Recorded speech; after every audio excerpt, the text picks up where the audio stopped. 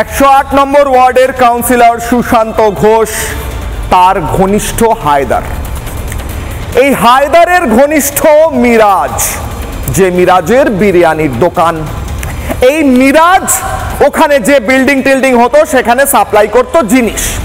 এই মিরাজ আস্তে আস্তে শক্তিশালী হচ্ছে, তার ফলে কে শক্তিশালী হচ্ছে? হায়দার। হায়দারের ফলে কে শক্তিশালী হচ্ছে? সুশান্ত।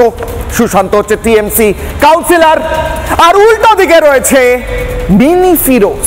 মিনি ফিরোজ, আর এই মিনি ফিরোজের মাথায় কার হাত? বলা হচ্ছে জাভেদ খান, মন্ত্রীও বটে। এই দুই পক্ষ, তাদের মধ্যে কোন্দল কার এলাকায় বেশি, কার দখলে বেশি এলাকা থাকবে, কে বেশি বিল্ডিং বানাতে পারবে। আর অনুপ্রবেশকারী গুন্ডা এবং এই সমাজ বিরোধী, দেশ বিরোধীদের দিয়ে ওখানে একটা নৈরাজ্য চালানো হচ্ছে ওপেনলি। কারুর বিন্দুমাত্র ভয় দেখতে পাচ্ছেন যারা এসে গুলি চালাচ্ছে? কারণ তারা জানেন কোনো না কোনো বাবা, মা, বৌদি, ভাইপো অথবা পিসি এসে ঠিক বাঁচিয়ে নেবে, কেউ না কেউ এসে বাঁচিয়ে নেবে। তাই জন্য প্রকাশ্যে বেপরোয়াভাবে গুলি চলছে, বোমা চলছে। আজ গুলশান কলোনিতে হচ্ছে, কাল আপনার আমার পাড়ায় হবে।